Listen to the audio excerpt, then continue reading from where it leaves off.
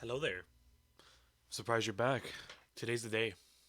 Today's the day when we romance the last one. Saving her for last on purpose.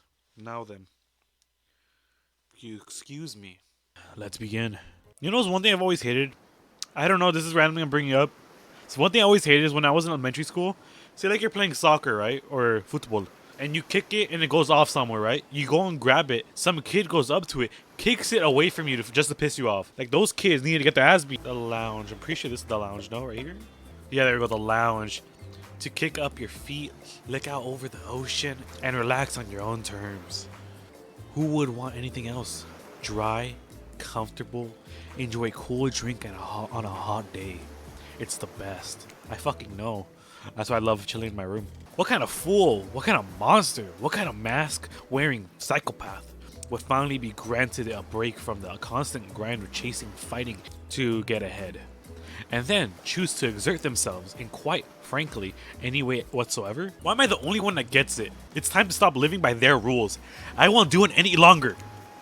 Yeah, we should probably give her a second to calm down. The lounge. Finally, freedom from the preposterous premiere that the four of us would be engaged in some sort of thrilling 2-on-2 volleyball match. Spirit looks at you from beneath her gigantic sun hat. She takes a conspiratorial tone. What the fuck you looking at me for, bitch? You wanna fucking go? You wanna fucking go? I don't know whose idea volleyball was in the first place, but I hate them. I tried to feign a sprained ankle, but everyone already knew that I technically float above the ground, so nobody believed I was even putting any pressure on my joints in the first place. Then I tried to annoy everyone by not giving a crap, and when that didn't work, I tried whining, and when that didn't work, I tried to kill every single person on this island, but it turns out I'm not the first to toss those kind of threats around on this island. Who else did it? I'm pretty sure Trapper's done it. Huntress probably just did it to defend herself, but like Trapper, on the other hand, you already know how he acts. He's already gonna fucking threaten you. He's gonna threaten you with his dick, with his bear traps, with his machete that looks like shit. So thanks, I guess, for getting it called off. Are we threatening to each other again? Ha ha ha. Now it's Dwight who takes on conspiratorial tones, his eyes shifting as he slips into a loud whisper. Please, just make it quick. Is what you will be saying when you get behind the bar, make you drink of your dreams. Hilarious, right, Dwight? Okay, yeah, right. So what are you be having? A virgin deliquere. I didn't come here to party. I'm just trying to make the best of it, of a very strange situation. I don't know. How about a dequari? I know how to make that. I was so confused. I'm like, who the fuck is Goth Taco? But I forgot that's me. But skip the liquor. I'll have mine virgin. Trapper blanks at your choice of words. Yeah, you should probably watch your choice of words, motherfucker. Sure you will, kid. Don't mind him. We don't have to soak ourselves in booze just to please someone else's expectations. If you ask me, there's enough spirit here already. Besides, alcohol just numbs you to the painful realities of the world. I choose to face them head on. You would never do something like, I don't know, hide from it, all behind the world's largest hat or something. Please allow me to ignore any fashion advice from the man wearing a doll's face at a mask. Oh, Trapper, don't worry. Don't worry yourself, please. Since we've fulfilled your requests, it's time for you to return the favor. I swear, had I known some kind of Fox enthusiastic community build crap, I'd have suggested we attempt to walk to the lowest point of the ocean before I ever set foot near this bar. Don't you think it could be fun though? No one cares about your wraith. Get the fuck out of this entire game. Your little dumbass soft boy fucking image could go kill itself. A little fun? Never mind. I hate it. This sucks. Okay, never mind. Never mind. Usually he says some bullshit that like pisses me off, but never mind. For once he has a soul. I hate it. This sucks, but it could be fine or whatever you say. Has anyone seen my hat? I've literally never seen him in the hat. If you must make small talk, I'm at least picking a topic before we end up being forced to do some lame improv game that nerds learn in their non-sports after-school activities that I definitely never did because I'm not a nerd. I mean, I wouldn't mind you being a nerd. Methinks certain someone doth protest too much. Sitting here on a beautiful sunny afternoon, warm sand beneath the cool fog beneath my severed feet. The topic I choose is books, novels, comics, fiction, and non. Reading is the only reason from the inescapable horror of life, the escape into your mind. Honestly, I fully agree with this. The thing is though, I don't read anything but manga and comics because I am very everyone rolls through the crowd. Not a lot of readers here. I'd imagine based on the response, they were much more enthusiastic about drinking. Oh fuck! I mean, you'd think Trapper would read at least somewhat since he does a lot of art. Not much correlation, but like what I mean by that is like you get inspiration from like books, from scenery, from movies and shit. So you would expect him to have at least some sort of like reading. Considering the situation we're in, it seems an appropriate time to ask you, Goth Taco, what's your desert island book? The one book you'd bring with you if you were well on an island like this. Oh, and it has to be a classic horror for reasons that should be obvious. Okay, she means because this is an island of horror villains, and also those books are all in the public domain. Nothing too modern. Humanity has really gone soft these past 100 years. So, what's your favorite? Maybe Dracula? To be seduced by some beautiful stranger, only to learn later on they're an immortal villain. It's downright thrilling. Well, I guess, but I was going to say that despite the deviant behavior of Dracula and the threat of possible danger or even death that he possesses, you can't help but be turned on by the liberation from the status quo that he represents.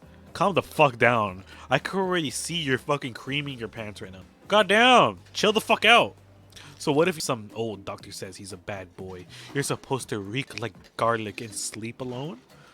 Who did they think would buy into that? If you're going to be trapped in a nightmare that is undead, like eternal, which I know a little something about, you could do a lot worse than great clothes, a castle, and a lover who doesn't take shit from anyone. The scariest part of Dracula is thinking that no one will ever be quite as interesting to make love to as a vampire. That'd be cool though, Dracula being in Dead by Daylight. Or at least as a vampire. Because I don't think we have vampires or anything. We have technically zombies already with fucking Nemesis. But like, I don't think we have vampires yet. And knowing Wesker's dumbass, he's already gonna want to get bitten too. Like he got fucking... how he injected himself with the blight serum. Enough about these old stories that belong to someone else. I think it's time to make some new stories of our own. Before you know what's going on, Huntress is waving an empty vodka bottle in the air, a devilish twinkle in her half-mask covered eye. Might I suggest something a little naughty? Let's all get in a circle and spin this bad boy. Get the fuck out of here. Great idea. Trickster, isn't it a bit late to introduce your new character? I thought I was the one who gets to make the rules, so I'm not sure who I'm asking. But I wasn't ready for this. Well, hello. And who is this new fan in the waiting? Beat it, hack. I don't know what the harm is inviting one more person to join a circle for our game. Oh, I can't stay. I was just saying it's a great idea while also teasing the secret trickster ending. Okay, foo. I've got much better things to do than hang out here. I'm famous. The rules are simple. First you spin, then you swap spit. That's it. What? But let's be clear. This ain't no peep show. We're here to have a good time, but in a classy way. Please, Claudette, put yourself in the circle, please. Put yourself in the fucking circle, please. All makeouts will happen out of view of public eye. Real romantic, right? Yes, romance is the goal. So we'll all be waiting here to complete silence, trying to listen and use our imaginations while you make out on the other side of the bar, but no watching. Like adults, romantic and well-adjusted adults. Goth Taco, you're up. You grip the bottle in your hand, and you put your fate in your hands of empty bottle gods. Oh, this is scary. This is actually really fucking scary. I should have said before. Fuck! Nope, nope, nope. Fuck! My heart wants what it wants, but it's not what I want right now. Fuck! 3 times in a row, bro. 3 times in a row I got the same motherfucker. I don't want you right now. Please give me the goth girl. Let's go! Fuck yeah! You got spirit. You two are meant to be. Psych! You have to actually spin multiple times to get your real result for the 3 times. That's how we play hardcore spin the bottle here in the island. Fuck you! Fuck!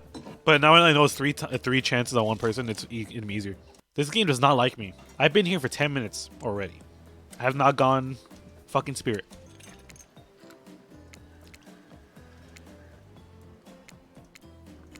Wait, hold up. Yeah! Let's go! I didn't even realize I got it. Let's go, baby! Let's go! Let's go! Fuck yeah, spirit's a true match. Yeah, I fucking knew that already, you little fuck. I already knew that, you little bitch. Ooh. Just this morning, you were waking up in a strange beach surrounded by strangers with murderous intent. Now you're looking across the beach towel at Spirit, just in her eyes, sweat glistening on her skin. Your heart's racing. You can feel your pulse pounding in your ears. Spirit takes you by the hand, and you sit face to face at a private section of the bar. She begins to reach for you, putting her hands on your shoulders. You're sweating, but not in the sexy way she is. You're sweating in a gross way you'd sweat at the interview for a job you're not even remotely qualified for. You don't know what to do. If you try and lock lips in this state, you might gross her out so completely that she'll never be able to look at you in a more romantic way again. Spirit, I have some bad news for you. I have something in my teeth, don't I? I think I might be seaweed. I have no idea how long I was on the ocean for. No, well, maybe, but that's not what I was gonna say. This is not happening. Not now, maybe. Not ever. What the fuck? If they think I'm going to make out with some stranger just because a bottle told me to, they've got another thing coming. And so do you. Namely, a katana. It into your heart. If you don't even try to make a move under such absurd circumstances. I wasn't gonna. Yeah, I know. You seem pretty harmless and not all bad not all that bad to kiss.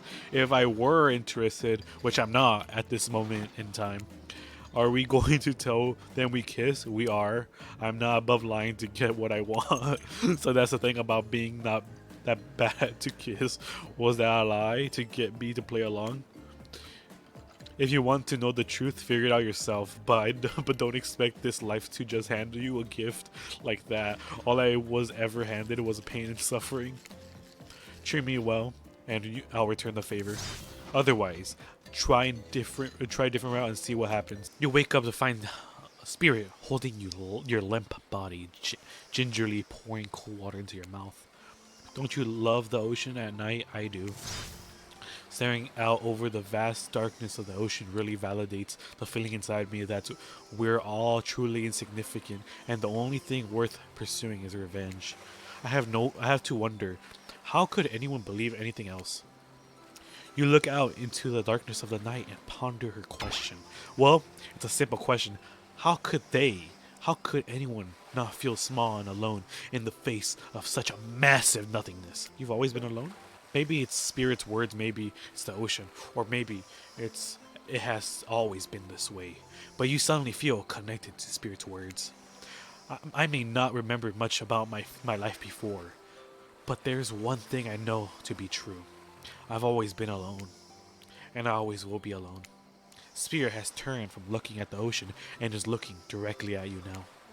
It's a funny idea, isn't it? Being alone, together. It's the best we can hope for. Maybe. Or maybe it's too much to hope for. Maybe it's impossible. To pretend we know anything. Is that just arrogance? Ugh, I was so dumb. So busy trying to please everyone and be the perfect student, the perfect employee, the perfect daughter. I didn't take care of myself and now I'm all I've got. Worst of all, I got distracted from the true purpose, my destiny, the purpose that was sitting inside me my whole life. Okay, so this might sound a bit silly, but Spirit looks around to see if there's anyone else on this beach. When she's convinced that it's only you two, she continues. There's a dragon that lives inside of me.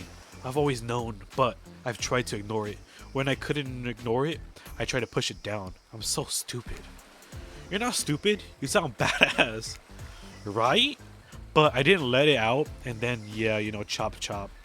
And now the dragon's pretty much one-track revenge beast. That's enough about me. What's inside of you, stranger? Maybe you? Nothing but darkness. No dragon, just a lot of fire. Ugh. Nothing but darkness. I'd kill to have a dragon. Maybe not the best choice of words. I mean, a dragon sounds awesome. Honestly, though, I don't feel like I've got anything inside of me at all. Just darkness, never-ending darkness. And here, I thought Spirit was the biggest goth on this island until you arrived. Perhaps I could light a torch and search through the darkness. Really? You want to hear from me? Spirit huffs and dramatically rolls her eyes as she gets to her feet in front of the campfire. Don't let her talk you out of it. She's great with ghost stories. I don't know where she gets it, but she comes up with the scariest stuff. Seriously disturbing, even to me. And I literally pulled the guy's skull and spine out of with my bare hands. Talk about some bullshit story.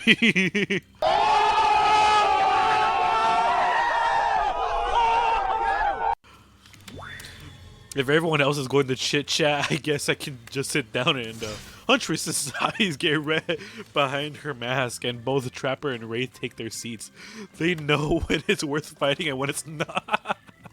Damn, Huntress really loves them fucking stories, man. Well, I hate to break it to you, but tonight's story isn't scary. It's a romance. Too late. Now, though, I was selected, and I'm going to tell my story. Getting into the zone. I call it The Prisoner's Kiss.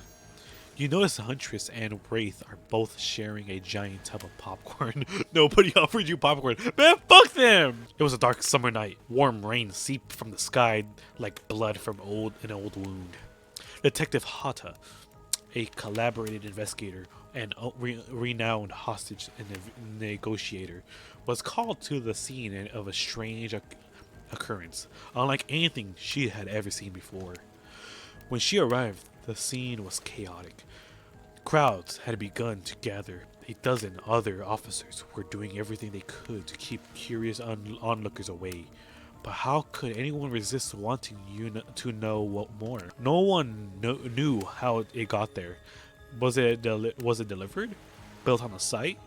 In such a busy area? How could something like this just appear?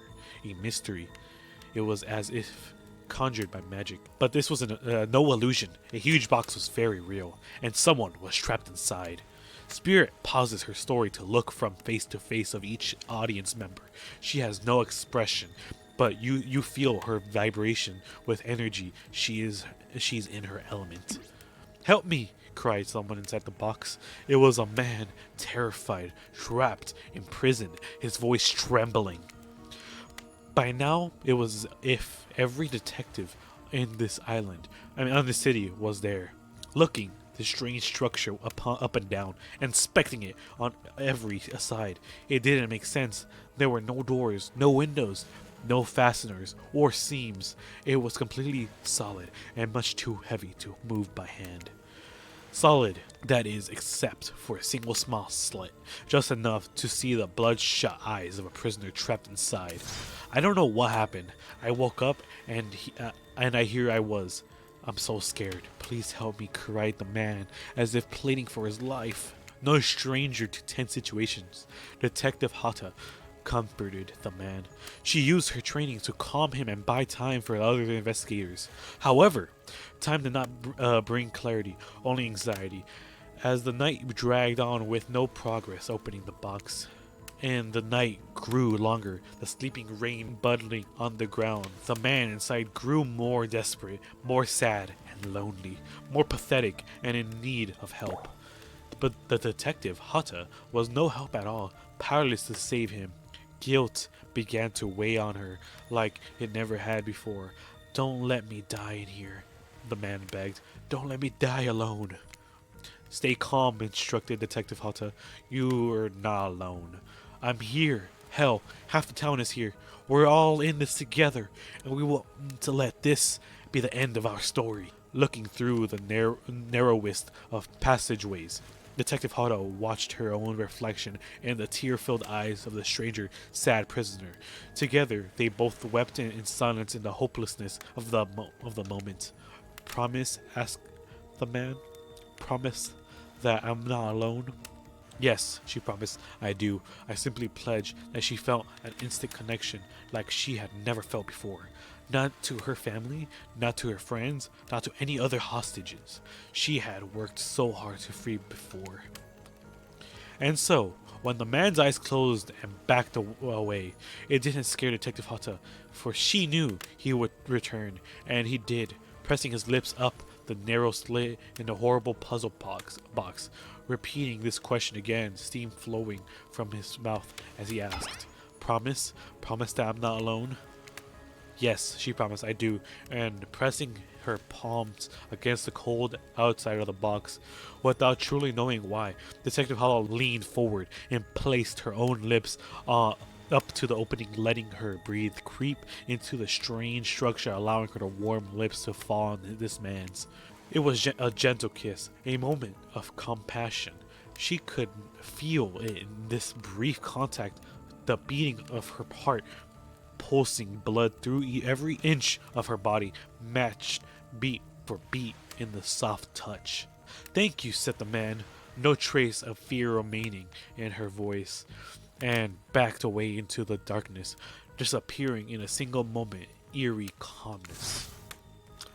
Get back! Yelled the officer, suddenly thrusting himself between Detective Hata and the box, breaking a silence that would soon be fulfilled with cacophony of wiring gears and clicking latches, a symphony of mechanical activity happening all at once. Something had triggered, as if an unseen lever pulled, and the side of the giant box began to slide open. Detective Hata gripped her flashlight tightly and pushed forward into the foggy interior of the great box.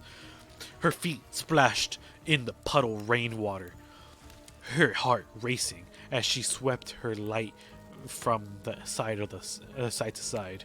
And that's when her eyes landed on the man, or at least landed on what should have been him.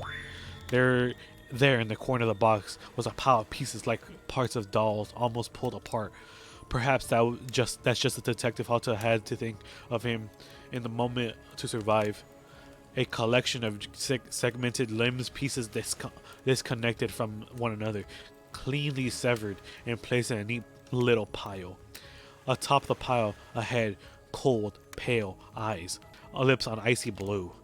Spirit stares at the fire, her own expression lifeless, her lips blue.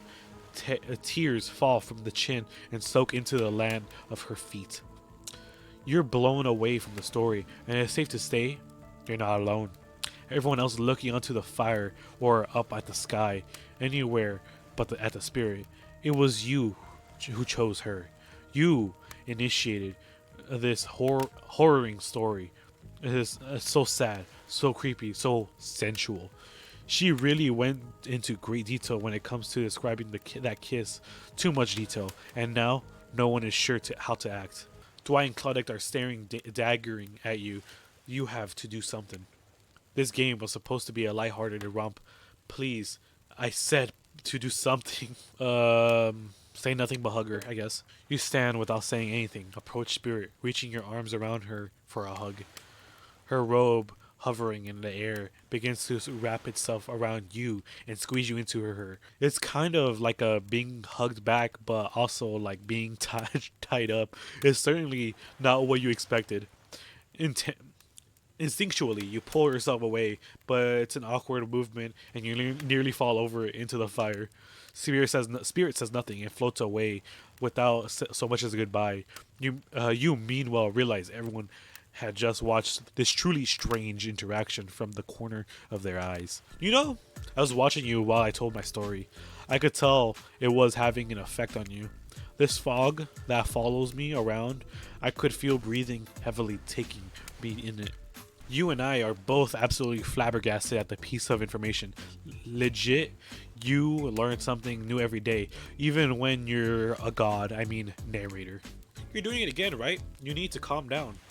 You should come to the hot tub with me. Shit, say less. Taking a hot tub with the spirit? You've come a long way in a single day. I'm not saying you should follow her and offer like that. Just don't forget our little talk. You and your storyteller friend slip into the water. It's just the right temperature for an evening dip. Plus, if someone jealous shark if some jealous shark comes along and manages to jump from the ocean into the pool, you're also pretty sure that your killer companion couldn't handle it. I just want to be totally clear. Even though the story bore some similarities to my life, it was not about me in any way, shape, or form. Not symbolically, not metaphorically, not any other ically. I believe you completely. Sure, you were cut into pieces in your life, and so was the person in the story. A perfectly normal coincidence. Understandable. Sure, you're on this island trapped on might I say in a most puzzling place. Also completely regular coincidence. And sure, his lips were blue, like your lips are blue. Really? You'd call this blue? A little bit, yeah. Searching for answers, hoping to find revenge. Okay, so similarities stop there, I guess. Coincidence. Sorry, the coincidences. Get this through your head, whoever you are. Samurai blood runs through my veins. Oh well, maybe it was coagulated by now. No need to sweat the details. Regardless, I'm descendant from a noble warrior. Yeah, I know who that warrior is. Thousands of years of training with bladed weapons preceded my entrance into this world. Do you know how many swords that is? A lot. You gotta figure that with the many sharp edges, a person is bound to get disconnected with a body part here and there. The truth is, and I wouldn't typically share this, so don't be blabbing about it, I dreamt this story like watching a movie in my sleep. When I was just a little girl, years before my father sunk his blade into my chest. I've never been able to shake it off. That's a very adult story for a child to dream. Do you believe me? Who cares? Who says I believe anything? And for that matter, who could even care that I think our beliefs are our business, no one else's? I wish people would fucking would say that more. Like, people would leave people alone. Well, that's a strong take. You've got it cultivating your own garden. I admire you, Corky. Thank you. You're not offering up your thoughts or opinions simply to feed the curiosity to others. Like some of the more desperate residents of our little paradise. Good for you, I say.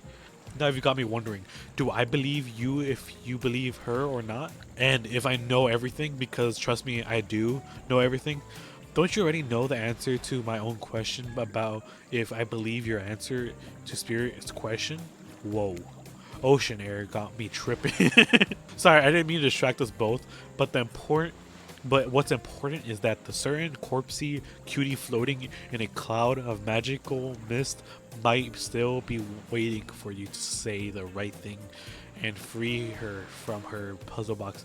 There was no fucking commas or anything, that whole sentence. I couldn't even breathe. Unfortunately, before you can follow this conundrum to what will surely be the mind-numbing cycle of new questions, you find a certain someone standing before you with a fresh towel ready to dry you off.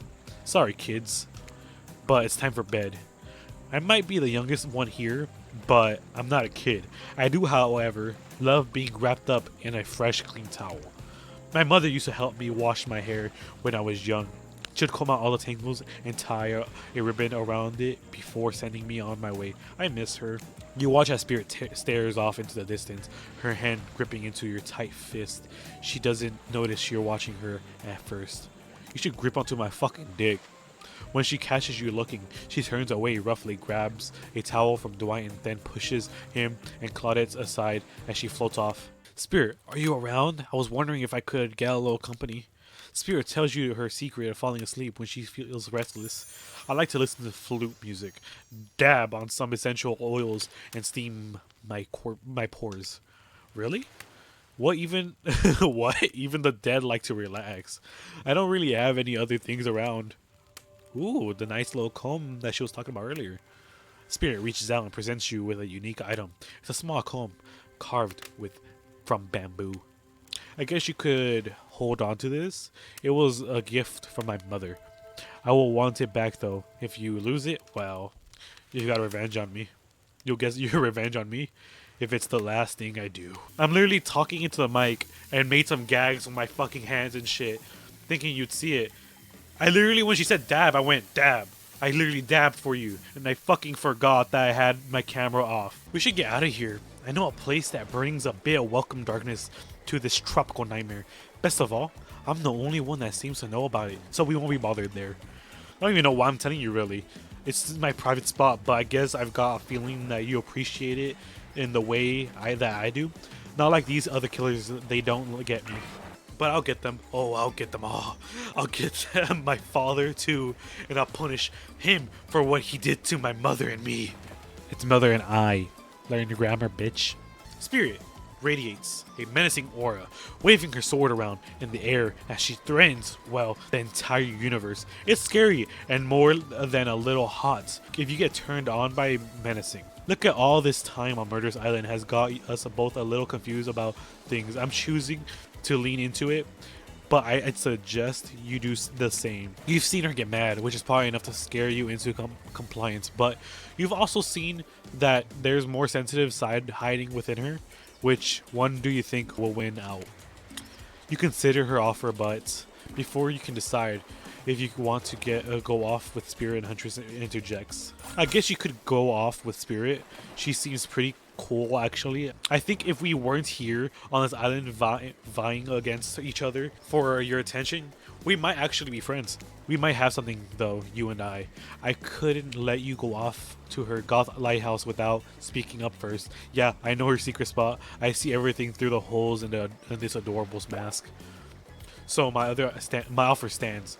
Who can still hang out today? Plenty of room at my cabin, wink wink. It's pretty cute that Huntress thinks she has to say wink wink out loud.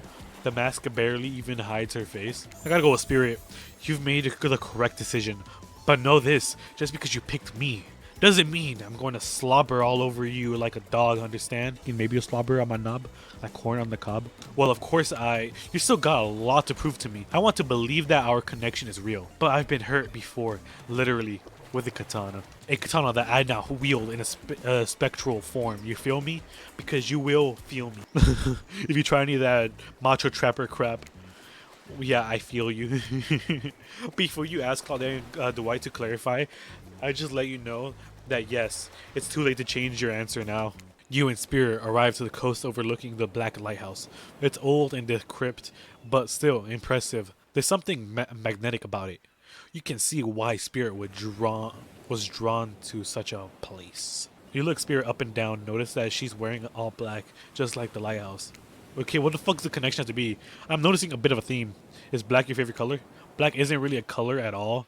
It's just absence of color. It's a void.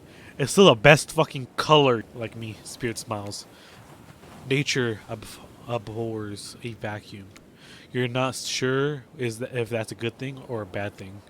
The lapping waves on the shore of the coast sets a romantic tone. The fog that surrounds Spirit everywhere.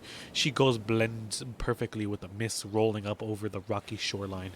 She's at one with the place, and so are you.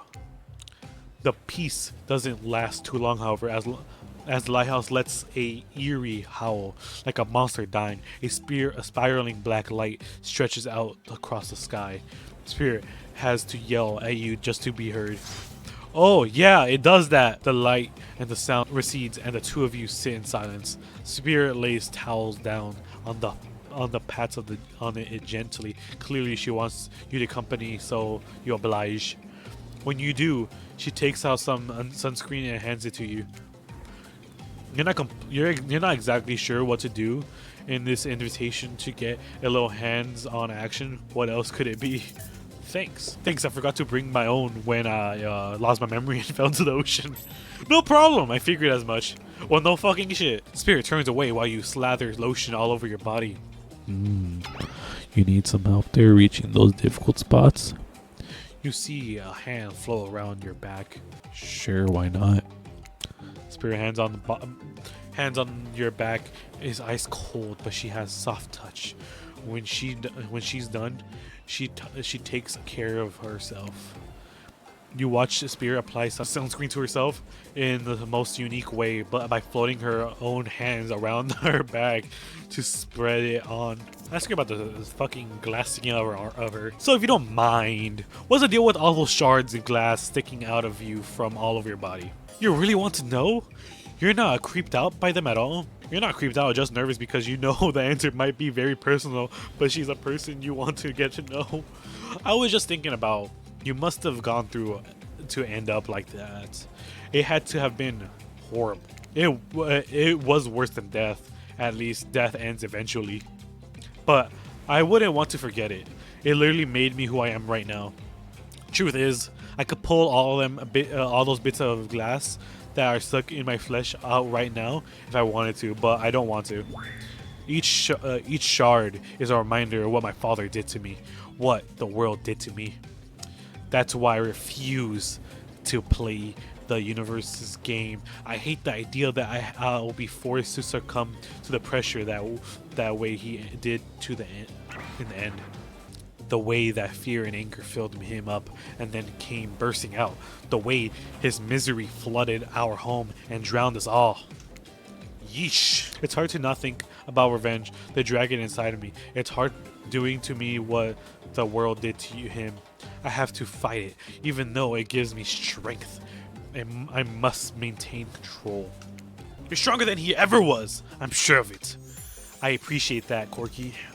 I suppose a little help isn't a bad thing in life and love. This world is a lot to endure alone. Maybe I could use a little assistance reaching my delicate toes for a bit of a lotion. You know, having your body contorted into these vengeful poses, it really does a number on your joints. It rubs the lotion on its skin. I'm confused. Okay, time to rub lotion on her feet.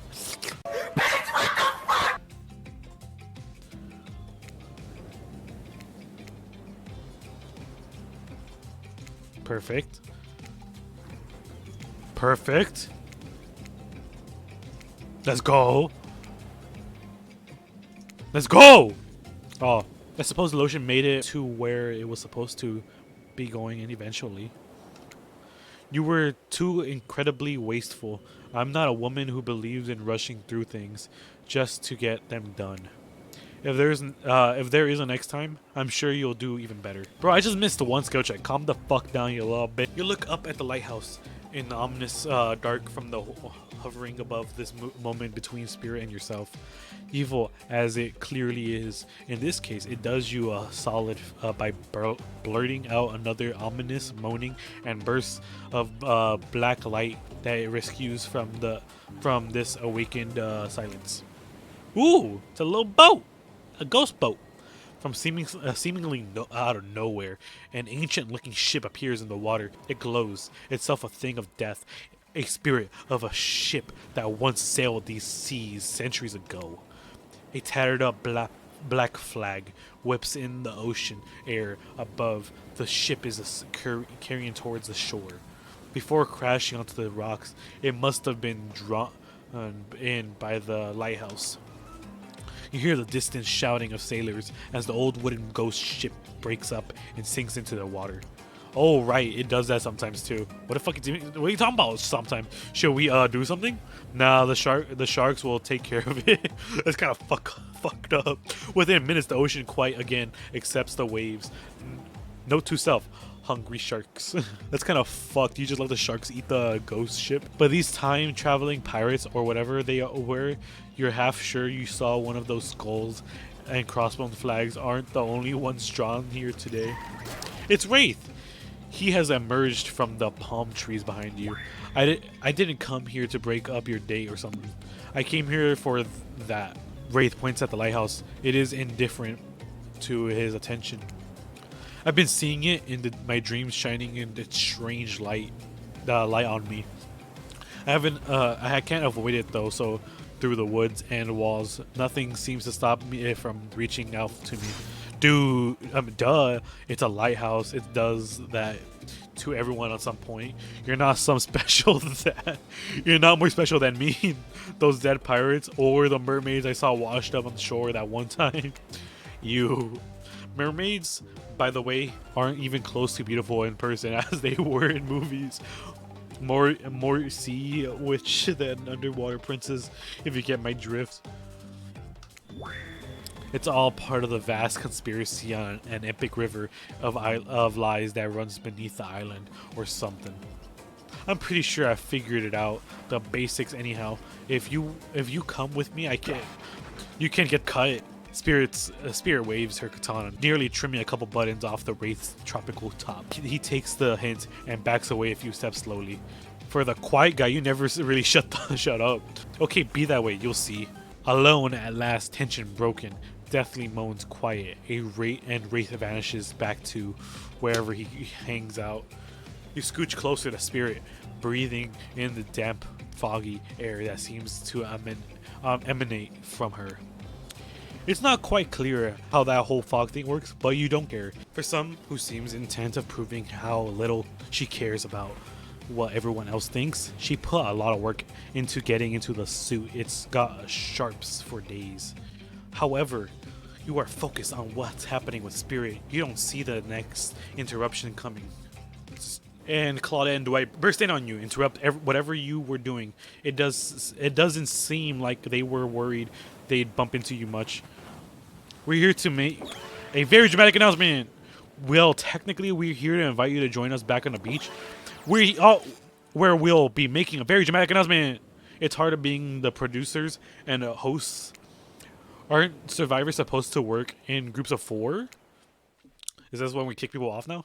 Oh no. When you arrive at the beach, you realize that set up, despite promising announcement, Dwight Claudette simply stand quietly. This isn't at all what you promised. Wait a minute, there is no announcement here. But there is a me. You got mud in your eye, friend. I told you to get lost. Don't you see? Lost is what I am, and so are you. But I know the way out. I've got a map in my secret lair, literally and figuratively. Yeah, I know the difference. That's why you should ditch Spirit and come spend the rest of your night with me instead. You got a secret lair? Damn it! Who said anything about secret lair? I said I've got sap in my secret hair. Okay, that's cool. There's a flap on my secret chair. This is the reason why I'll never choose you ever again. I only chose you to get you out of the fucking way. Don't change the subject. Don't ask me what he's talking about. You're trying to make a mess of the first nice day I've had in I don't know how long, because it's not even clear what year it is, but in a while. I'm not about to be ditched for the likes of you. It's not me messing things up like I keep trying to tell you. It's the dang island.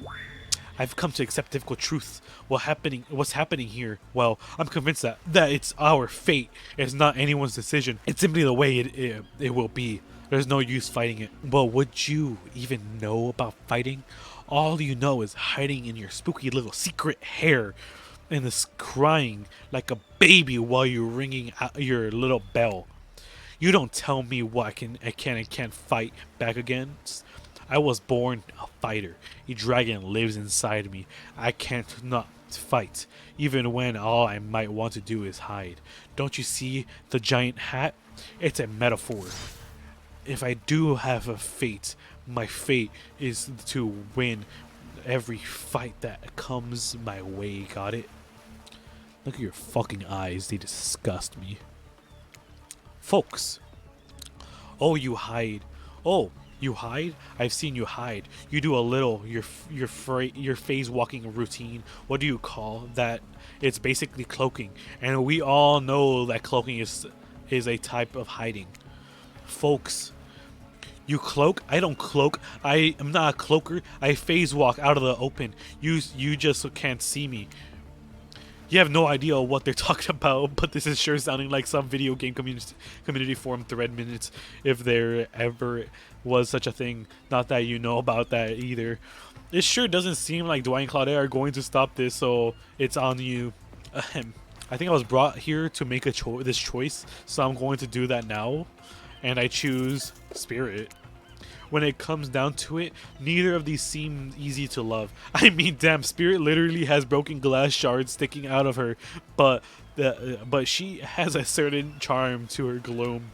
Spirit and I were actually having a nice time. Besides, if it's my fate to end up on this island, well, to hell with fate, really. And don't take this the wrong way, Wraith, but the amount of awkwardness you pack in a single day, no wonder you're so skinny. All the second guessing yourself must burn a lot of calories. Yeah, fuck you, Wraith. No offense taken. You should take all the offense. It's okay. It's true.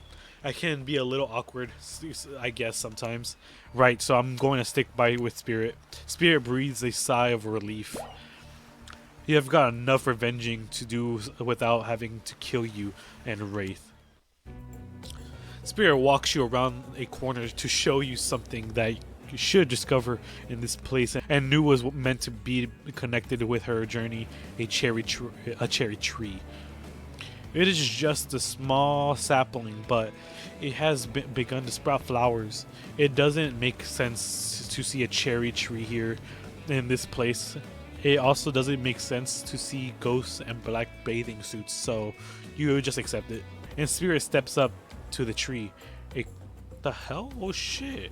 That's cool. Little effect. I didn't even realize that. Tree. A cold breeze pulls some petals off. They come cascading through the air around the both of you. Do you know the meaning of cherry blossoms? They're beautiful, but also quite symbolic. Of course, like like all good things, their meaning is pretty complicated. What do you mean? For many people, being among a cherry blossom is being a celebration of life. People travel great distances to be near their vibrant beauty. However, as beautiful as they might be, they aren't magical. They're simply flowers. They quickly die and fade away, and for this reason, they are also a symbol of the fleeting nature of life, of our fragile mortality. Once the fallen cherry blossom represents the souls of samurai warriors, those with noble characters, those who did not fear death, those who killed in the greatest sacrifice to honor their emperors. Their lives were short, but their purpose gave them beauty. Those warriors saw death coming, but never disappeared. They stood and faced it. They held their swords and struck down their fears. But despite the samurai spirit that lives on in me, in my noble bloodline, my life has ended, but my death continues to stretch on. The cycle is frozen. This cherry tree, it's not real. Though its petals fall, they soon replenish. It's as if it were installed here by someone. You watch Spirit choose her words very carefully, by something with no respect for the balance of life and death. The ocean. The ocean? Does it speak to you? Spirit is puzzled. She doesn't need to speak out loud to give you her answer. You're desperate to tell Spirit about this deeply unsettling voice that sometimes shows up in your mind. The one who calls themselves the ocean, but you can't. She wouldn't understand. Her journey started long ago, but yours is just beginning. My balls are itching. You try to lock onto this voice, this moment, and share it with this special person standing in front of you. What is stopping you from speaking? You must remember this moment later. But you're already starting to forget. We're sorry to interrupt. You know we don't believe you. Yep. But this time we got really good reason, and it has nothing to do with being manipulated by unseen force, because that's definitely not happening. Nobody accused you of that. But okay, we were just here to tell you that it's time for dinner, silly. Get it while it's hot. I guess it's time to go or whatever. Thanks for spending some time with me today. I enjoyed it. Thank you. No problem. Don't be coy. It wasn't really a date, more like two people avoiding everyone else and choosing to be alone, but doing it in relatively close proximity to each other. That's exactly right. Couldn't have not said anything of value better myself. Spirit is clearly happy with the way you portrayed your date. No surprise, she doesn't like people getting into her business. I suppose I could tell a story. I don't really want to, but anything says that is sure to be better than whatever you get out of anyone else in this group. Like all good stories, I stole this one from someone in the past who is dead now and can't do anything about it. It's called The Bride, or technically I suppose The Fiancé. One winter, a young couple decided that next spring they would be married. Two were madly in love and could not wait for snow to melt so they could join the matrimony and unite their souls for eternity. Per the latest bridal trends, they decided to have their wedding ceremony at the edge of the woods. Beautiful shabby chick farmhouse. Together, they spent months planning the details of the wedding. The two created invitations, figured out seating arrangements, and tasted 100 cakes before settling on the perfect one. They chose Lilikoi. By the way, it's so fancy. I prefer Tres Leches. When it came time to figure out the decorations, however, the bride, or the fiancé, I guess, since she wasn't actually married yet, wanted to take the lead and set the style. After all, her boyfriend had been wearing cargo shorts and open-toed sandals for pretty much their entire relationship, so he was definitely not to be trusted. Having decided on such a lovely natural setting for the ceremony, the fiancée decided that she would create a unique floral arrangement from the local wildflowers that surrounded the farmhouse. As soon as the sun rose, on the first day of spring, she set off into the woods. Each day, she spent hours mapping out where the best blooms could be found, and prepared to pick from herself. The morning of the wedding is so that they'd be at the height of their freshness and beauty. Enamored with the incredible variety of flowers in the woods, she surveyed the bride, or the fiancé, since they had not yet been married, because became obsessed with knowing just how many there were, so that she could choose the absolute best. When the fateful morning of her big day finally came, the fiancé told her husband to be that she had one final errand before the wedding. Excited for the ceremony to come, she dressed in her beautiful. However, when she came upon one nice familiar clearing, something was not as she expected. Somehow, it was more beautiful now than it had ever been before, and just on the edge of the view was a new bush filled with blossoms so vibrant and colorful. She became dizzy just looking at them. But the fiancée ignored her sudden spell and pressed ahead, scooping up flowers and flower after flower. And every time she did, she noticed just further ahead, and possibly even more beautiful blossoms. Carried by the sweet fragrance of the spring air, the fiancée crept farther and farther into the woods until she turned the corner, stepped over a mossy fallen tree trunk, and realized she had been here before. But this wasn't the clearing she remembered, or at least not how she remembered it. The flowers were suddenly overripe, decaying, falling from their stems into the festering, moldy piles on the floor. Where bees have been, only flies buzzed. Where the scent of flowers had once intoxicated her, the odor of mildew now made her sick. She turned and looked back, but the path was dark. Into the shadowy glen she walked and walked and walked. The day, as guests gathered at the farmhouse, the fiancé was nowhere to be seen. Her friends, family, and love began to look for her, but no avail. They searched the pasture, the trees, the tree line, and the entire forest, but there were no beautiful wildflowers and young lovers to be seen. Just old dead trees, trampled vines, and moss-covered rocks. The fiancé stayed a fiancé for eternity, always wandering, looking for fresher blooms to clip, but never find them. Distracted by never-ending search for perfection, unable to see that you are loved for who you are, out there all alone. I thought it was beautiful and sad, just like someone we knew. Spirit. Oh, you picked me! Yay! Sorry that was rude of me. I despise phoniness, so I should be honest with you. You make for interesting company, and I love the idea of winning over these other killers at all costs, even when I hate the game and the prize. But I had a long day, subverting expectation, grinding my teeth as I imagine sweet revenge. It takes a lot out of me. So don't stop bringing your A game, alright? It might seem like I hate everything, and getting to really know who I am is an impossible task. Not worth trying, but too bad. You won't know unless you search deep inside yourself and bring everything to it. Or just say the exact right thing at the right time and melt my cold heart in an instant. I don't know the rules here any better than you do. See you at the bar, I guess. You arrive at the bar to find Dwight and Claudette, both holding cocktail shakers, surrounded by a bevy of bottles for assorted booze. Who's ready to get wasted? As you know, I don't drink, so not me, unless you mean wasted as in killed, in which case, Dad, if you are out there somewhere, I will find you and waste you for what you've done to me. You really don't drink, ever, so is that, like, because you will fall out of a hole and stomach thing?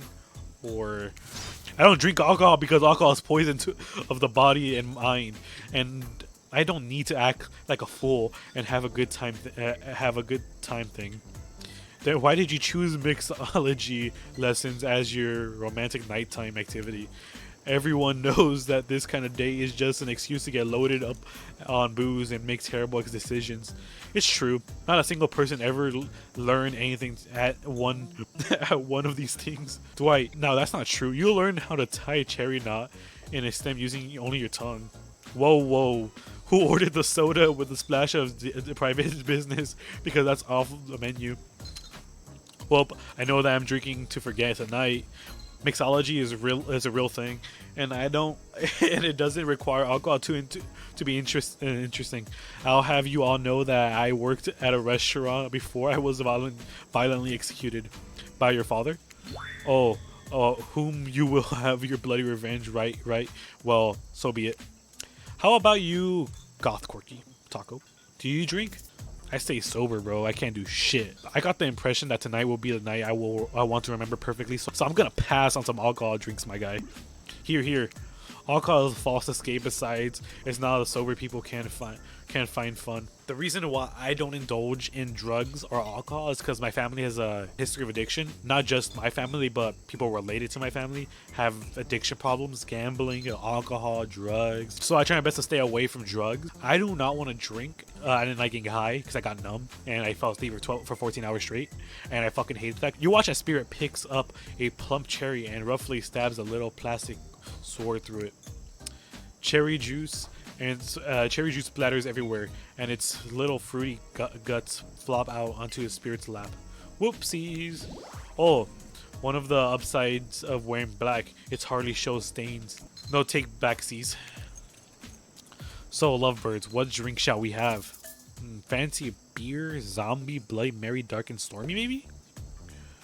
Dark and stormy it is. How about a dark and stormy drink for my dark and stormy date? Okay, that one is cute. The fuck you just call me, bitch? I'm not cute. I'm handsome.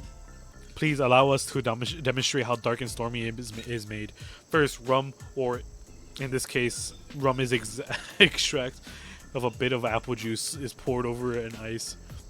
And then fresh ginger beer is added in, garnish with lime wheel, and drink the end.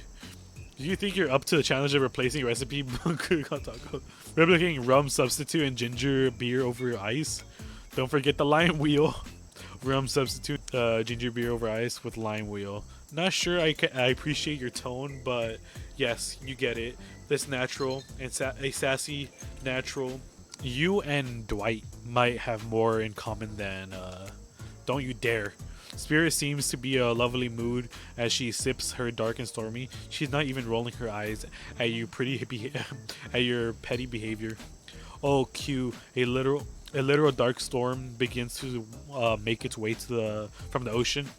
You taste your own dark and stormy as you watch the clouds approach. It's quite refreshing. Honestly, it's most drama-free fun I've had since I got here. And since you picked a simple and delicious drink, we've got plenty of time left to relax. Want to make out a little? Shit. Better rub my nuts in peanut butter and call me fucking Bruce Willis or some shit, bro, because I'm excited for this. She's the one that suggested it, bro. She's the one that suggested it, I think. You breathe a sip of your drink and immediately begin coughing before you get to say yes out loud. Lightning strikes palm tree and beaches immediately start a fire. The activity ends abruptly and as Claudette and Dwight usher the two of you away from the bar. Fuck! This is some bullshit! This is some fucking horseshit. It is time for the choosing. Spirit. You approach Spirit, peering below the brim of her impressively large hat into her haunting eyes. I'm gonna get you a brimless hat. A Spirit, since I met you, I've been enchanted by your presence. You've challenged me to be better, a better person, and resisted the urge to show me the sharp end of your katana. For that, I thank you. I'm ready to take our relationship to the next level. And we shall, up to the eyes of the dark storm that is our reality, to the lantern room of the Black Lighthouse. It's time to see what you're made of, Goth Taco. I thought it might be a nice start to the day on Trapper's Yacht before we head to the Black Lighthouse. Even if I kinda hate this basic tropical vacation stuff, like yachts and snorkeling or whatever, it's good for you to see me in sun a little bit at least. There's more to me than what you've already gotten to experience. I know that my whole vibe can be a little dark. The hat, the swimsuit, the plume of floating hair. That this wasn't always who I was. I was a normal young woman, once went to school, hung out with friends, even had a part-time job working at a restaurant in town. And then, well, I know what happened. Your father, he he murdered me, and I awoke as an undead avenger. That's not what I was getting at. Something else happened to me. I realized I needed to be seen. I don't even know by whom. A lot of time when you think about ghosts, they're kind of see-through, flickering, spectral. You imagine reaching out and having your hand go right through them.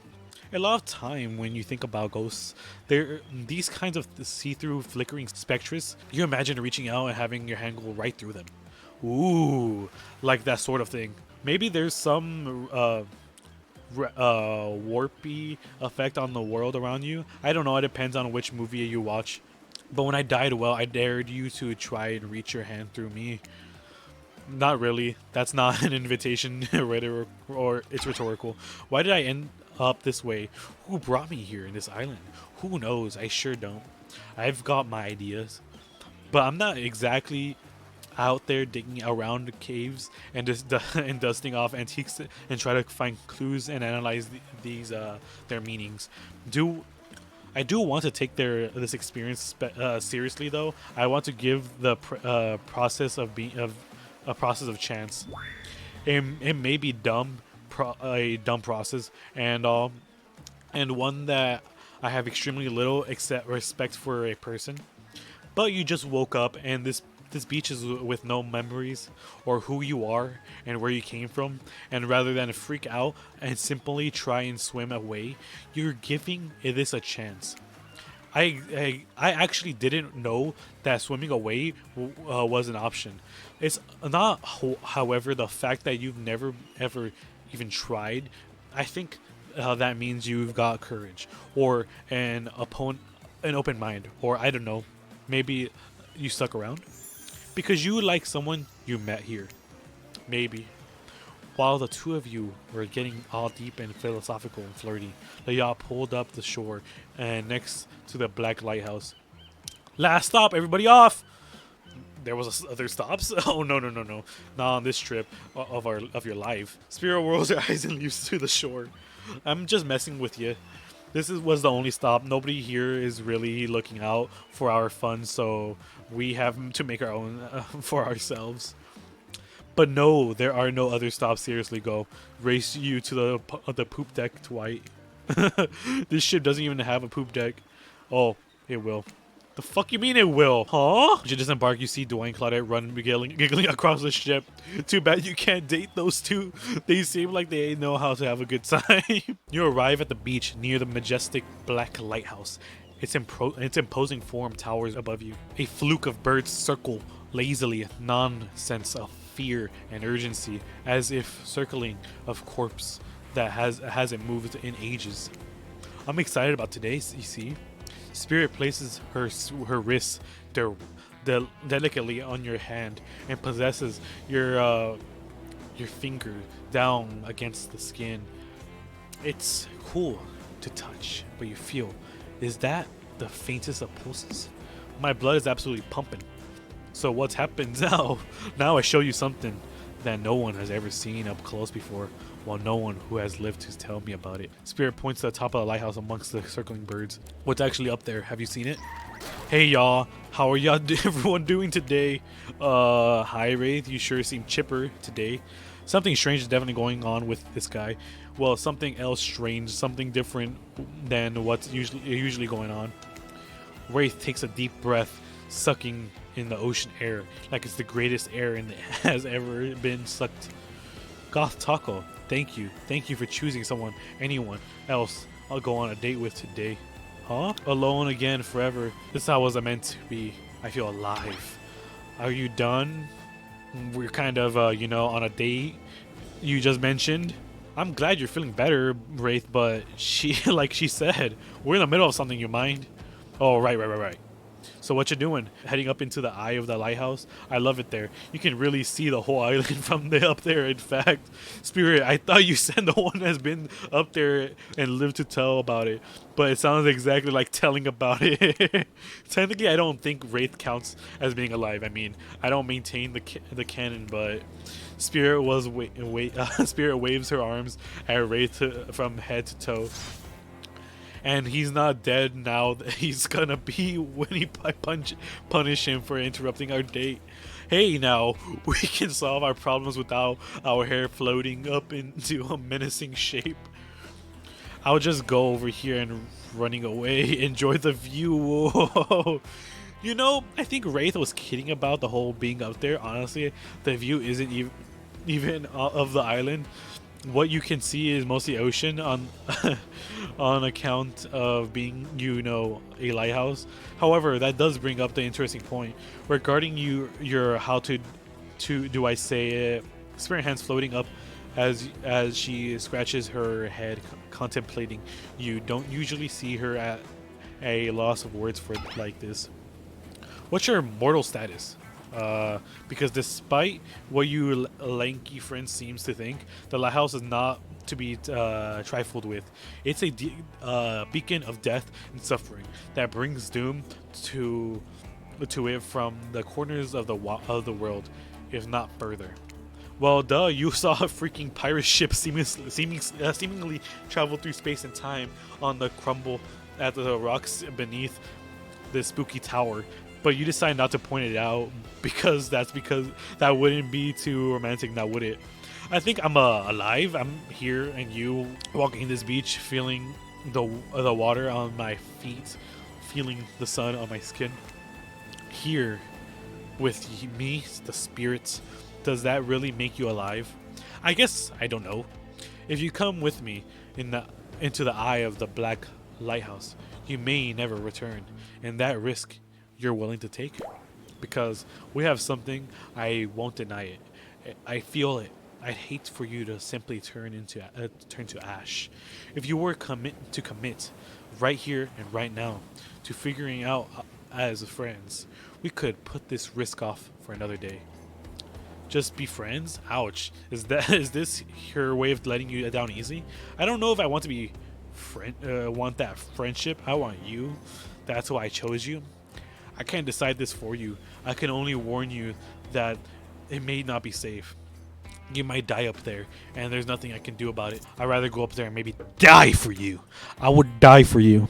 You take a deep breath and think about every practical and sea air as if it travels into a body and fills the lungs. It may be a long time you have to such a thought, but you feel strangely at peace with that information.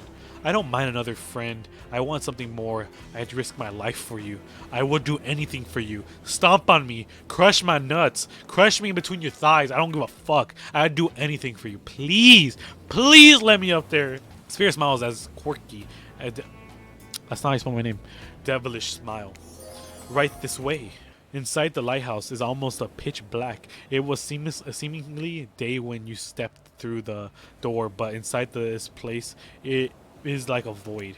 The last thing you see is the final rays of sun leave you in a horrible sight, petrified body laying on the stairs, reaching not up but down, as if it had been crawling. Watch your step. The things we do for love. When you arrive at the lantern room, the top of the back lightning, the lighthouse, uh, top of the black lighthouse. You breathe a sigh of relief. The lights is out and seemingly defunct. Dust cakes the room as though it has been operated and it hasn't been operated in a century. However, somehow, it was just morning a moment ago, but now it's night. What do you mean? A moment ago. We've been standing here looking out over the ocean all day. I've really enjoyed the peaceful time together with you, taking in the view, standing completely silent for hours. It was kind of my perfect date. Really? I don't remember that. I just called it the perfect date, and you can't be bothered to remember it. What kind of game are you playing with me? I want to remember it. It's just that for some reason my mind completely blank. But hey, I'm not dead, or you're already dead, and you have been this whole time. That's true. Maybe we'll never know it, just because it doesn't look like the light is working. Even turned off, the light has power to it. The massive lens reflects moonlight through itself, a subtle sparkle that has a hypnotic effect. Maybe that's where the day went, staring into the light as the sun fell and the moon rose. Thanks for spending the day with me. I really had a good day. That's it. Don't get me wrong. This is really cool and all, but I guess I don't know what I expected. I suppose if you thought you were walking into your death and nothing happened, it might feel a bit anticlimactic. Kinda, yeah. Sorry, anyhow, it's time to go. Here, let me just flip on the light and staircase so it's easier to get down. The stairs is still pretty dark. Maybe a spirit interrupted by a strange hum, and then it becomes frighteningly clear to you that switch wasn't for stairs. It was for the main lantern, a lantern that is now beginning to power up. Oh shit. The fuck was that sound? The faintest smell of burning begins to reach up to your nose. Oopsies, looks like I maybe switched on. It wasn't for the stairs lights at all. Now that we see who is really alive and who is really dead, I suppose it was bound to happen sooner or later. You slam your eyes closed, hoping that somehow not looking at the light itself will protect you. Not sure I see the logic in that, but if it is magic, it kind of defies logic. I want to see it, but well, I'm a little scared. Don't look directly at the light. Open your eyes and look only at me. I'll keep you safe. I'm ready. There we go. Does that count? Let's go. Let's go. Perfect, perfect, perfect. Perfect, perfect, perfect. Let's go! Perfect all the way. You're doing it. We're here together, awash in this incredible light. You're so brave. I feel seen by you, truly seen by anyone for the first time in my life. This is our destiny to be together, brought together by the darkness brought towards the light. Despite your attempts to resist, it's the incredible force of energy from the black lighthouse lantern. I refuses to subside. No, it cannot be ignored, and it does not matter if you look directly at it or not. In the end, that was just a trivial game. This is a real life and real magic. You stare at it now, and its power penetrates your mind. Whoa. Hey, been a while. How are you going? Doing good? Feeling more dead or more alive? Yeah, love will do that to a person. Don't worry, it'll make sense soon. You awake to hear Spirit's muffled voice. You've got a terrible taste in your mouth. Is it come? Like burnt hair. Oh, never mind. The air feels damp and smells like ash. It takes time for the sounds of clear up the eventually Spirit's words start to make sense to you. However, it's clear she's talking to someone else, not you. You know how sometimes people say it's not you, it's me? Well, this time it is you, and it's also me. What? I can't believe I thought you would change for me. I can't believe I thought what you were doing was a sacrifice. You never gave anything up for me. Well, today I saw what love looks like, and it looks a whole lot different than this. I don't think you're hearing me, which is weird because I'm practically shouting.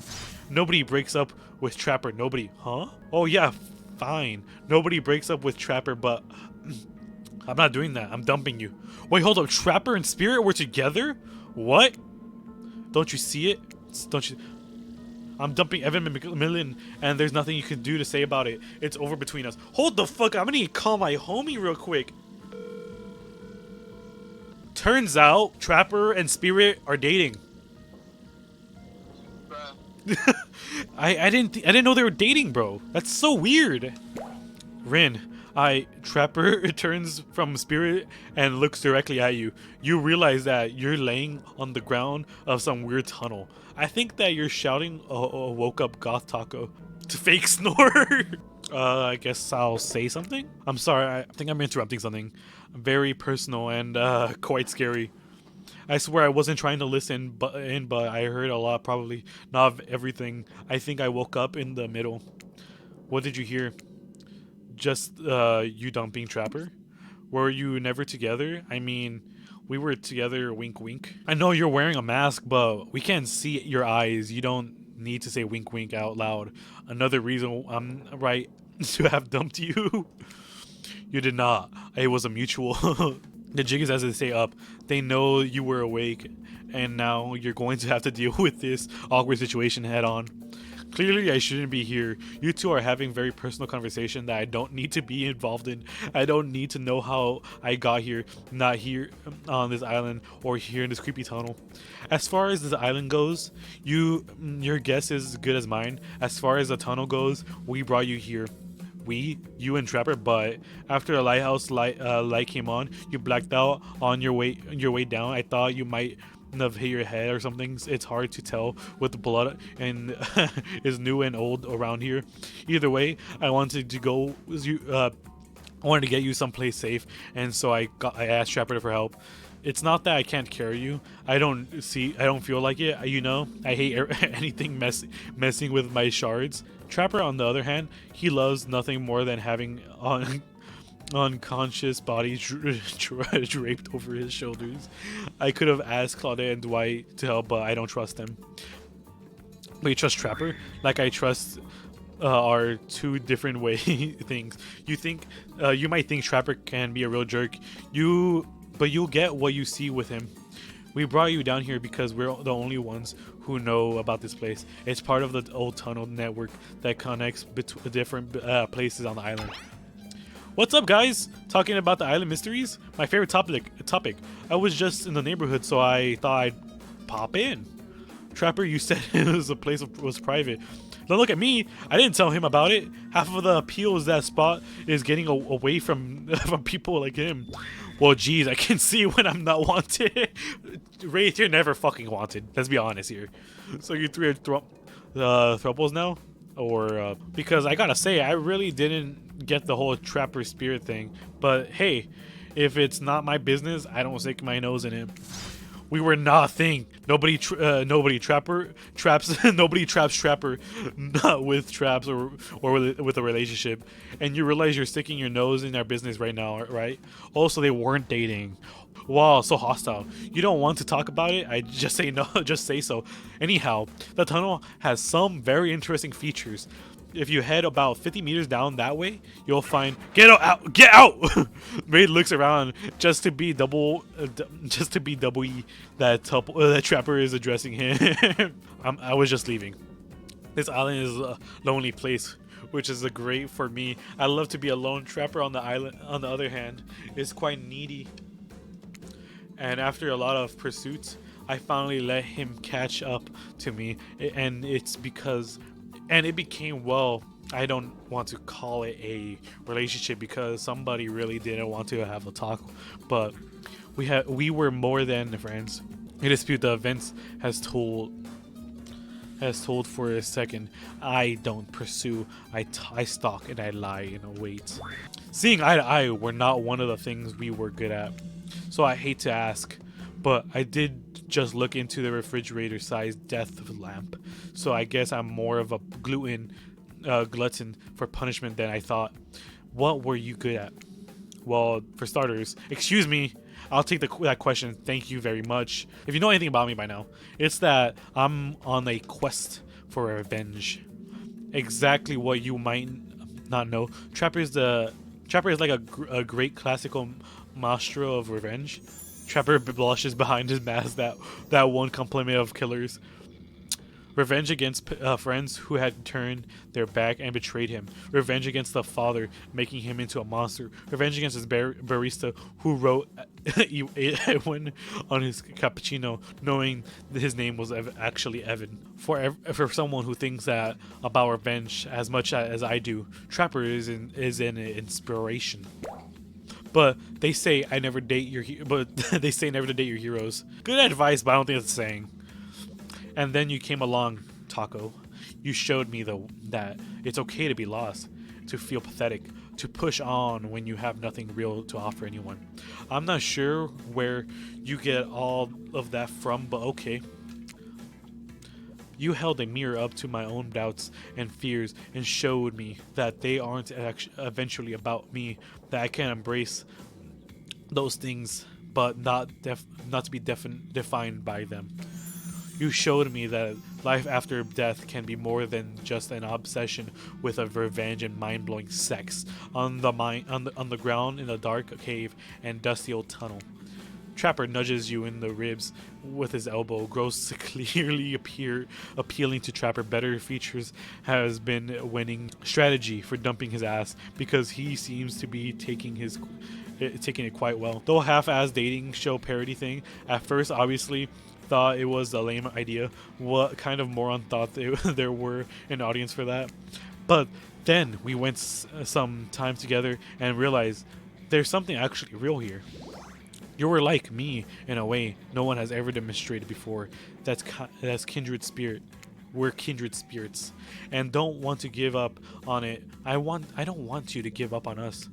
Listen, Goth Taco, while you were knocked out unconscious by some minor head trauma, like a total weakling, Spirit confided in me to have a real feeling for you. I took it extremely well, naturally, because I trust her in her values and her opinions. That doesn't mean I trust you. If you want to get to her, you have to get through me first. Passing the Trapper's test, TM, coming to Behavior TV Sunday at 8 p.m. Welcome to Trapper's Test. Answer my questions correctly or die by my blade. What is Spirit's real name? The one given to her by the murderous father, which she only lets her real friends call her.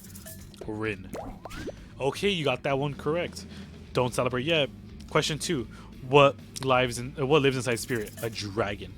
Sure, everyone knows that. They won't all be this easy. Question 3. Where did Spirit work but when she was normal college student before she was hell-bent on revenge? A restaurant? Correct. I know to think I would date a waitress. Don't tell my father I would ever I ever mingled with the help like that. He'd be disappointed in me. Question 4. What's Spirit favorite color? Black. Let's go. Largely superficial, sure. Maybe I didn't get to know Spirit that well. Maybe that's why she dumped me. But maybe that's why it didn't work out for us. Who knows? Question 5, final question. You got this, Cough Taco. According to Spirit, what is the worse than death? Regretting parts of your life, not being seen for who you are, having an unfinished business, not being seen for who you are. When I pitched Trapper's Test to suit Behavior TV, they told me there was no room in the budget for the new car to be given and a final prize winnings. So I killed them all, right there on the spot. While killing them, didn't solve any of the budget problems. It sure did feel good though. I'm telling you, this is I'm telling you this A, to brag, and B, to explain why the only thing you're going to win is me saying congratulations for passing the Trapper's Test. Not that it was some huge challenge. I mean, the woman obsessed with giant light that shines in the dark with a chip on her shoulder about being seen. Go figure. You probably guessed, but rules are rules, and even if I literally just made them up, you got it right. So I guess I approve of you dating Spirit or whatever. I never really cared at the first place. I was just hoping you'd slip up and give me a good excuse to wet my blade with your blood. Maybe I'll find a reason to tomorrow for. Now you'll two have fun. Wink wink. Trapper's out. I'm sorry you had to endure that. What 5 measly questions I hit was nothing. Not even that. As ridiculous as unnecessary as it was, the whole thing. Me waking up in a random tunnel, the overhearing our argument, the news trapper and I had something going on, and the stupid quiz. All of it, especially the whole trapper out catchphrase. It's all only because I actually like you. None of it would have happened if I didn't. And I like you too, Spirit. Please call me Rin. Okay, Rin. I didn't really feel like our lighthouse experience was completed. There was something else I wanted to show you. Please be your massive fucking titties. Yeah, that brother's starving. Get your mind out of the gutter, Taco. It's not that kind of game. Fuck! What's that? Hold on a moment. I'm being told no, wait. It is that kind of game. Disregard the gutter comment. Never mind. Fuck yeah. Come back up there with me. Your eyes are green. There's no place I'd rather be. Damn, it rhymed. Everything rhymed. You're excited to return the lantern room of this lighthouse, despite all the drama and worry, and was previously part of this place for you. More importantly, you're excited to be there with Spirit, which makes it all the more crushing. When you're interrupted by the arrival of Claudia and Dwight, you fucking assholes.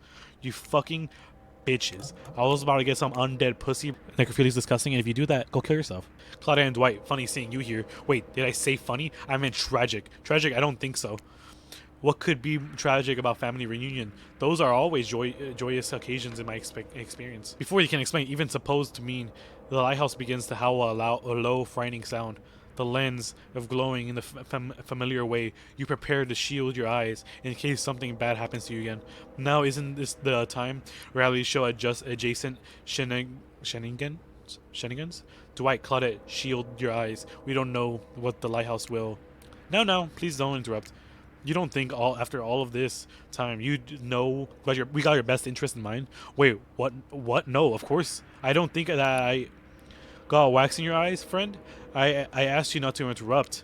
Too late, the black light flares in the darkness. So you see something horrible and strange in the place, and the Claudette and Dwight are two ghoulish silos. But before you can focus on them, the lighthouse passes and two survivors are returned to their normal states. It's breezy up here. I should have packed a sweater. What is in that hairy hell? Hey, watch your language. You shouldn't speak that way. Oh shit! Oh shit! Oh shit! Let's go! I didn't think he was gonna appear. I was joking. I thought her mother was gonna appear instead. That's the fucking Oni, bro. The Oni. Around your elders. Grandpa! My little Rin. You're such a woman now. They grow up so fast. What? Meet my grandpa, Kazan Yamaoka. Well, technically, he's not just my grandpa. He's my great grandfather. Hold up, great grandparent. But that's a lot of greats, so it's to say in a row. I haven't seen my little Rin since I watched over her from the afterlife when she was just a little girl. And I expect you all to say the greats. It's a matter of honor and respect, except Rin. She can do whatever she wants, my precious little angel, but you only stares at you with the demonic red eyes. You're pretty sure even the decorative third eye on his mask is looking at you. You mongrel! You must treat me with respect, or so help me. I'll be cleaning bits of your head off my kanabo. He looks so badass. My kanabo is like a metal baseball bat covered in spikes. I'm not sure what a peasant like you is doing so close to the descendant of noble Yamaoka bloodline in the first place. Dirk, Claudine, explain what's going on to me. It's Dwight, sir, and Claudette, remember? We explained to you that you were going to come meet with your great-granddaughter, suitor, and to give the withholder your approval. 5 greats! Yeah, you forgot the fucking one great grandfather, sir. Your honor, master. Sorry, sir. Dwight, he's a samurai, not a judge. Grandpa, they must have summoned you here because you think you have a great judgment, and because if they summoned my father, I would be too distracted by torturing him for all eternity to continue with the rest of the whatever this is game experience. I thought her mother was gonna come instead. Ah, yes, that makes sense. Only a man of my own power and magnitude can help. Self-important much. Nice to meet you, Kazan. Only my friend and family can call me Kazan. Those who tremble in my fear and presence can call me the Oni. You're seeing a serious resemblance of Trapper in in not only the sheer size of the man that Oni is, but also his attitude. Apparently, Spirit has a type. You sure can or want to measure up to that, huh? It dawns on you that, wait a second, maybe you do resemble Oni. Every time you would try to look at your own reflection, however, you would become dizzy and confused. I'm already dizzy and confused because, like, I'm lightheaded and shaky. This definitely deserves more thought, though, but now's not the time to consider the fact that you might be some kind of hulking vampire with a first ever case of self-blindness. There must massive samurai mad dogging you from the 2 steps away. Well, you don't scare me at all, so I'll stick with Kazan. God damn, peasant! I realize now that the true purpose of me visiting is to extinguish your light.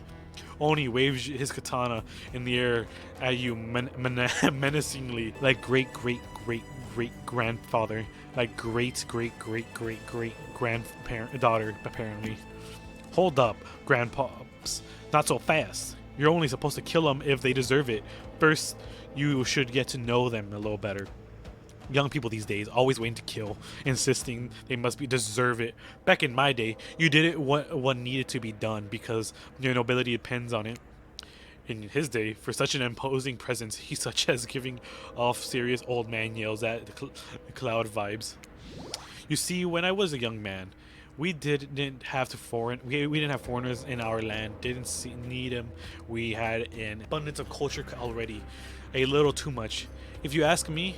But I didn't make the rules. The rules did exactly how it should be. Literature, art, commence, theater, fashion, poetry, puppet show, ghost stories, condescends, gambling, fighting, fine dining, fast food, public executions. What were we talking about?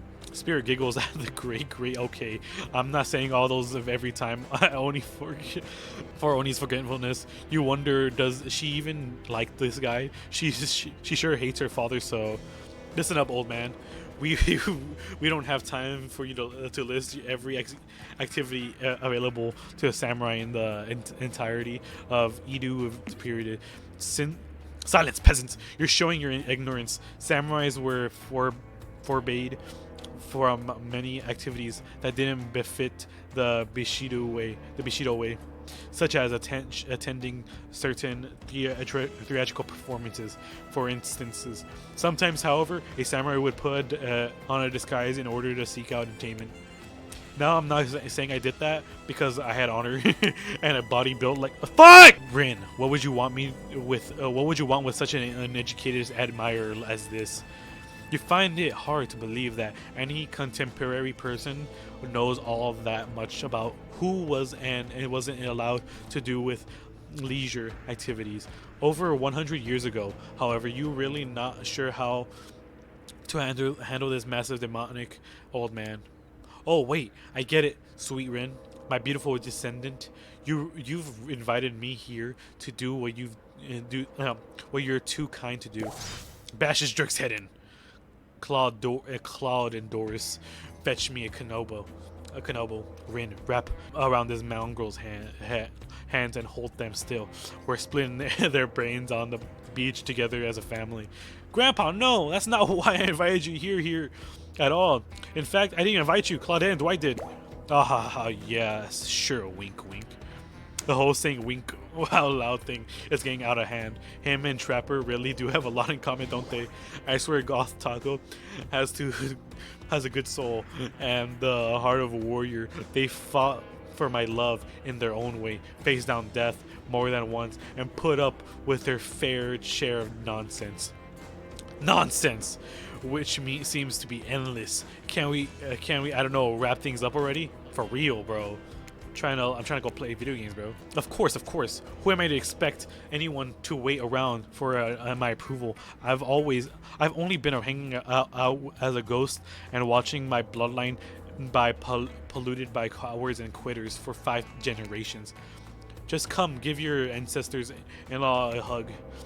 Sword drawn, Oni beckons you closer. There's no way he has ever hugged anyone in his entire life. Rin, now push them away and I'll split them in half.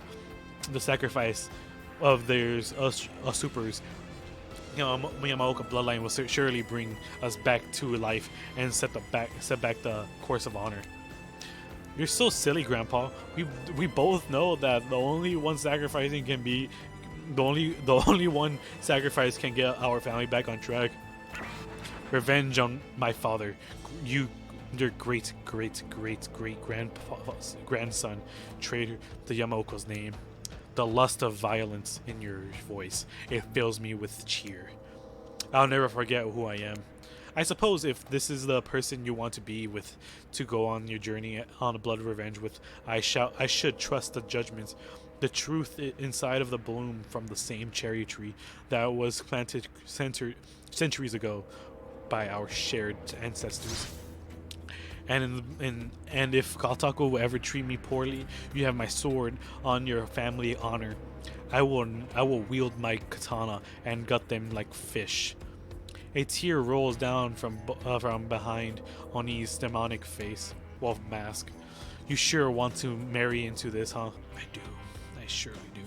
And one last word of advice, my dear girl, my father stuff. Don't forget it, but maybe stop focusing on specifically, obsessively on it. What he did was awful, but it was already done. Do something for yourself now. Just my 2 cents. Be well, Rin. I will see you again soon. Now let's get servant Clint Dennis return me to the stables. I assume my dragon has been fed and attended to. Yes, sir. I swear this is still better than dealing with Trapper's dad. I'm sorry if I disrespectful. If it was disrespectful of your great grandfather. He seemed like a very special man. I realized I would never measure up to someone like that. A warrior with a hell of a fashion sense. I mean, the mask.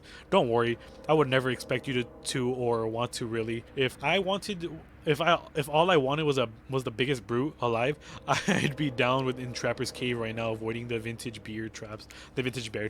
But that's not the life I've imagined for myself. This sense of abstract duty, anger, and a world changing around me, a lust for blood.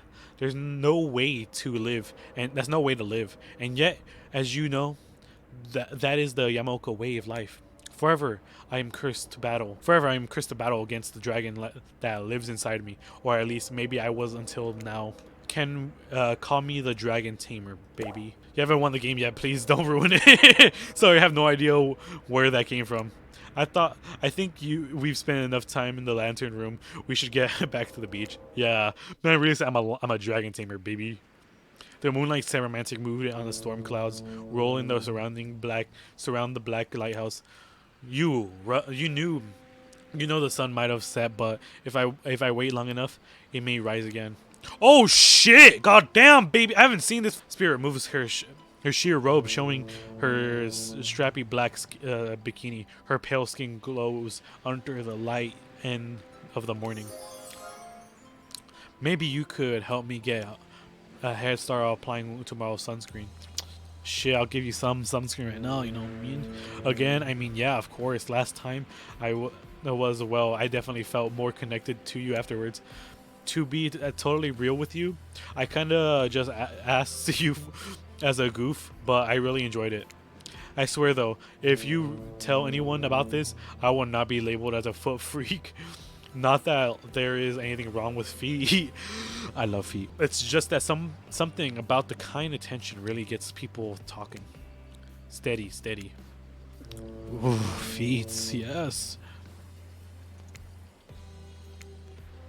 Yo, what the fuck? Yes. Yes. God, that's goddamn hot. I love feeling your hands just sliding up and down my feet and between my toes. My skin has never been more moist. Yo, what the fuck am I doing with my life? Get up here right now before you can find a towel to wipe off your lotion from your hands. Spirit grabs you and pulls you in close. Her lips lock onto yours. They're surprisingly soft and warm. The sensation is, god damn, she's hot. Incredible. clouds cover the moon, and you find yourself on the beach with Spirit in complete darkness. You can feel the narrow straps of her bathing suit come undone and come to life, snacking through the air, wrapping around your body, lifting you up off your feet. Come here, you. So this is what it feels like to fly. The spirit pulls you close. You feel bits of glass into your flesh. Pain and pleasure mix and wash over you like an ocean. Salty airs stinging your skin as you wither against your undead lover. I just know Pinhead would love watching this. He's probably watching us right now, bro. The lighthouse howls in the darkness. You're pretty sure that spirits lets dragons inside of her take over. Yo, what the hell? If it kills you, you're sure it will have all been worth it. The clouds part just as you manage to pull yourself exhausted away from Spirit. Of a bloody fucking piece of blood. A bloody piece of blood, yeah. A bloody piece of glass. A chunk of blood, broken glass is lodged into your shoulder. When you pluck it out from your skin, it drips blood. Sorry, I think this got stuck to me when I was having the best night of my life. Spirit drags her fingertips over the sharp ends of the glass shards and keep it. Consider it a memento of us fucking. She got plenty more where that came from. Back on the beach, the killers roll their eyes as you show up with Spirit doing the couple things where you walk with your hands with each other's back pockets. Oh my god. But she doesn't even have pockets. I'm grabbing her ass cheek. It's obnoxious, but love will do that to a person. So I'm grabbing her bare ass right now, is what you're saying. Last day is a beautiful piece of meat. You've done so well. We're almost at the finish line. I know we are. You didn't think I brought you all here this way without a plan, did you? What kind of sinister body of salt water do you think I am? Got talking. She's still fucking like this? Cool. Welcome back, since you're both still alive. We can assume you had a good time. You point to the many open wounds on your body, complete with bits of sand and dirt stuck in them. Oh yeah, you could say that. I think some of those might be infected. You should really get those checked out. Yeah, it could be. If you're actually going through with this, the thing you should get checked out is your head. My friend, Spirit is absolutely nuts. She won't survive a week dating her. Bro, I survived 3 days. What's a week gonna change? Didn't you just use your blessings like the 3 scenes ago? You might think that she's all sad and introspective, but the truth is she's a demon hell-bent on revenge who will ultimately stop at nothing to satisfy the lust of death that courses through her veins. Is that where you got all these fucking cuts from fucking her? I can't get her out of my mind. Duh, I know all that, all of that, and I think that it's hot. She's both goth. She's the goth girlfriend of my dreams, and you're just jealous. You're just a jealous loser. So you're trying to run me out of the town. Well, guess what? I'm not scared of you. I'm with Rin now, and she's got my back. Literally, she carved her name in it with a piece of broken glass. Thank God it was only 3 letters long. Imagine if it was something longer, bro. Alright, we get it. Everyone is super tough. All you do is kill. No matter what. But we've got a show to finish, and this is the finale. We need you to hold on for just a moment longer. After all, that was the point of the whole experience, to give even the most demented killers a chance to finding love. And I work to think my official bio called distinctly below average. Well, look at me now, world. I'm about to officiate the wedding of 2 complete menaces. Please, Spirit, take the bouquet and prepare your vows. As soon as you both say I do, we can send you off to exclusive honeymoon. Hold the fuck up. Nobody's saying I do today. Yeah, wait, what? Marriage is a archaic social institution, but put in place by men in power thousands of years ago to maintain their control on the world. I'm not interested in playing their games. I'm not interested in doing what anyone tells me to do, or living by any rules. What I don't believe in is deep down in my heart. In fact, now that I think about it, I don't remember being asked if I wanted to take part in the bootleg reality TV bullshit in this first place. Did anyone here agree with it? I'm still not entirely sure what's going on. Spirit has manifested her katana, and the mood has changed from romantic climax to a place of terror. Whoa, whoa, whoa! We're all having fun here. If you just say I do, we can't. I won't. With Slice of Blade, Claudette is no more. Replace two halves of Claudette, neither of which are especially alive. Dwight is horrified. There is a chance he actually wet himself. Luckily for him, Cocky hides lots of things, unlike urine isn't it one of them. Meanwhile, Trapper and Huntress are eating popcorn. Huntress, Trapper, and Brave are eating popcorn. Where did they get popcorn? You were under the impression that Claudia and Dwight did all the cooking around here, so sorry, now not the time to think about who popped the popcorn. I agree, some murder just happened. This is for you. You know what to do. Spirit hands you a katana. You look up the whimpered Dwight. You feel everyone waiting for you to put him out of his misery. Look, Corky, we're on a very tight schedule. You respect schedules, right? If you kill me, I'm afraid of what comes next. So I don't know. Could you not? You think back of the strange moment in the lantern room of the black lighthouse when the light hit Dwight. There was something off about it all, as if it wasn't real, or at least not really human. But is that a good reason to do him in Spirit Katana, or is that actually a reason not to kill him? This doesn't make sense. The only thing that makes sense is taking control, taking away from them, taking it into your own hands, and carving out the new destiny for yourself. Kill this pathetic worm. Kill him and join me on my mission. Together we will be unstoppable. That's quite an offer. What you going to do? Kill him, of course. You raise a Spirit's katana, and with the easy slicing wedding cake, you cut him into two. His dead body slumps on the ground in front of you. That was so incredibly sexy. Rin places her hands over yours, and you both hold katanas. And Dick, your finger intertwined. You look at the other killers and see something new on their faces. Respect. You're one of them now, ruthless and uncompromising, splattered with blood of a killer. My father is going to really crap his pants when he sees two of us coming. I'm coming my pants instead. Wait, hold on. Her feet were exposed. Hold on. Sorry, I couldn't help myself. What are you waiting for, lover? You sit on the beach below Black Lighthouse watching seagulls devour the liver of dead pirates who has washed up on shore. Just thinking about how much I love you, Rin. We'll stop thinking and show me. You think we'll ever leave this place? What do you care? I hope we don't. You get a condom. You get a condom. You get a condom. We all get fucking condoms. Time to end it all right here, right now. I am coming for you, Entity. I am coming. Spare him. You drop Spirit's katana into the sand at your feet. Everyone gasps. You look at Spirit. She's furious. I could never kill him. I'm not a killer. This isn't real. I never loved you because I never loved you. I don't care about you, about your pathetic quest for revenge, about your pretty personal drama, or about your cliche existential struggles. Spirit is a fast. You shared so much with her, and you opened up to her, you like no one else in her life. Metaphorically, I mean literally, she's full of open wounds.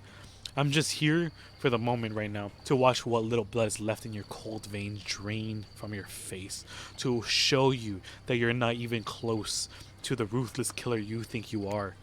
To show all of you you're nothing. You think you're just because you have a tragic backstory and a signature weapon that makes you worthy of my pursuit? You're a toy to me. I play with you, then toss you away. This whole world is my sandbox.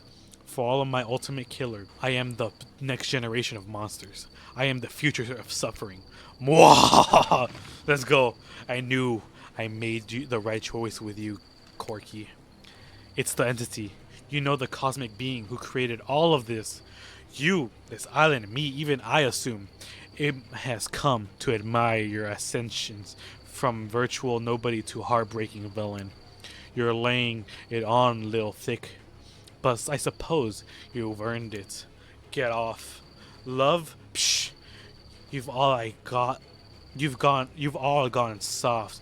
Too much sunshine and volleyball. I don't even like either of those things. Yeah, well, I don't care. That's why you felt for me. I guess because nobody cares less than me. Things are going to be a lot more deranged and maniacal now that I'm around. I introduce you to you, the latest, greatest killer on the island. Me, Corky. Hey, you out there. I'm talking you directly now. You think you're in control? You think you're in charge? Well, you aren't now and never were. This is my game. It goes deeper than you ever imagined. See you around forever.